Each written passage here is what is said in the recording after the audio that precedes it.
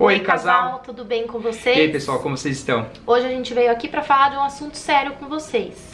Diferente de tudo que a gente geralmente fala aqui no canal, né, sobre casamento, vida pessoal, apartamento e tudo mais, hoje a gente vai falar sobre o coronavírus e o mercado de casamentos em específico. Exatamente. A gente tem recebido no Instagram algumas mensagens de algumas pessoas nos cobrando um posicionamento, nos cobrando uma opinião. Clientes nossos, né, Flávia? E a gente decidiu, de uma forma mais prudente, ficar em silêncio por um tempo, ver como é que as coisas iam se desenvolver, até porque isso é uma situação totalmente nova, a gente nunca tinha passado por isso, nessa magnitude, né? Então, pesquisar e entender melhor o que é e como que isso está refletindo no nosso mercado foi fundamental e o mais prudente.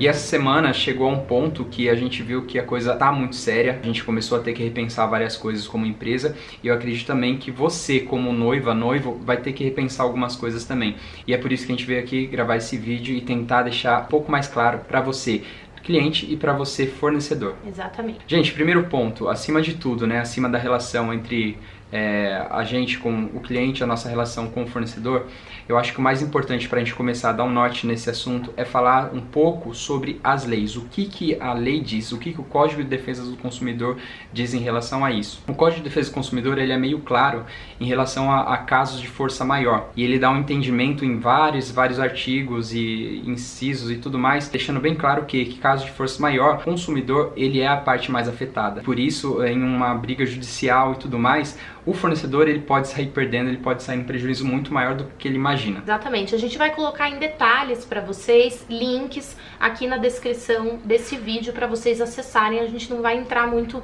nesse detalhe, mas resumidamente é isso que todos os artigos relacionados a isso querem dizer. A gente vai dividir aqui em dois pontos importantes. O que a gente acha importante falar para você, cliente, e depois o que a gente acha importante falar para você, fornecedor. A gente tem uma relação muito, muito próxima com os nossos clientes, mas a gente também tem uma relação muito próxima com os fornecedores, né? O nosso trabalho basicamente é fazer o intermédio de tudo isso. O que acontece na relação entre os dois agentes ali do contrato e como que a gente pode solucionar todos os problemas, as dificuldades, né, os entraves que possam acontecer. Esse é um papel muito importante do assessor de casamento, para quem não sabe. O primeiro ponto, o cliente ele está amparado por lei, sim, sobre a questão de desistência, remarcar a data do casamento. Ele está amparado pela questão da questão do ressarcimento contratual. Por exemplo, se a noiva ou o noivo eles decidem que eles querem cancelar hoje um casamento, na atual conjuntura, na situação que a gente está passando, ele tem o direito de cancelar, ele tem o direito de ser ressarcido de todo o valor que ele já deu para o fornecedor, isso é a lei que diz, tá? E a gente tem a obrigação de falar isso mesmo como fornecedor, mesmo sabendo que a gente pode tomar grandes prejuízos, talvez, né, falar com tudo isso, porque acima de tudo é o que a lei diz e pronto, acabou. E o que a gente pode dizer para esses clientes, esses consumidores do produto casamento? O ponto mais importante é manter a calma nesse momento. É uma situação muito complicada, delicada, mas manter a calma. Sabemos que um casamento é um negócio muito sério, a data do casamento é um negócio muito complicado, a gente sabe que envolve pessoas de fora e tudo mais, remanejar tudo isso é muito complicado, mas a gente tem que tomar muito cuidado e tentar entrar num acordo com os fornecedores, seja lá para adiar lá na frente ou seja para cancelar mesmo um contrato. Isso é muito importante, a gente tem que entrar num acordo. A conciliação sempre é o melhor caminho para tudo isso. Exatamente, o nosso propósito de gravar esse vídeo para vocês é em relação a isso. Primeiro, esclarecer o que é direito dos casais, o que é direito do cliente, mas em contrapartida falar para vocês sobre esse equilíbrio. Eu acho que é muito importante nesse momento a gente exercer a empatia, de se colocar no lugar do outro e tentar achar um meio do caminho. Como fornecedores, a gente também sabe que é muito difícil em relação aos fornecedores essa questão de devolver o dinheiro, de cancelar contrato. Em sua maioria, os fornecedores de casamento são microempreendedores, então não são grandes empresas que têm um dinheiro, um caixa guardado para esse tipo de situação. Então, o que a gente quer falar para vocês é a atitude de cancelar ou não é de vocês, clientes, mas é um dever de todos nós entrarmos em um consenso, conversar e um equilíbrio para que não tenha uma parte que seja muito prejudicada, que a gente consiga entrar nesse acordo, para que fique bom para todo mundo. E em relação aos fornecedores, a gente voltando lá na questão do Código de Defesa do Consumidor, o Código de Defesa do Consumidor ele é muito claro também sobre as nossas responsabilidades. Quando a gente abre uma empresa, o Código de Defesa do Consumidor ele diz que nós assumimos a responsabilidade. Nós trabalhamos no mercado, nós temos a liberdade de trabalhar em qualquer mercado que seja, só que não sendo dono desse mercado, existem os riscos e quem assume o risco é a empresa e não o cliente. Existem vários artigos e códigos que dizem bastante sobre isso, é só a gente pesquisar.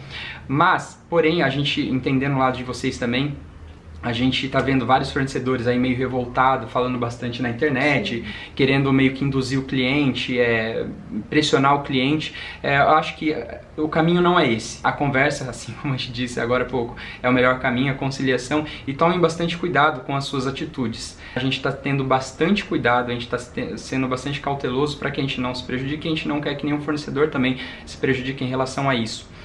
A nossa opinião final, eu acho, né, falar em relação a isso, nosso conselho é que neste momento, vendo o panorama de toda a situação agora, hoje, nesse dia, é que as pessoas busquem, se tem a possibilidade de adiar as datas. Um exemplo que a gente pode dar hoje, por exemplo, existem algumas igrejas que estão fechando as portas, parando todas as atividades por tempo indeterminado. Sabemos que várias noivas elas casam, a maioria eu acho que ainda casam em igreja, então aí já começa um grande problema.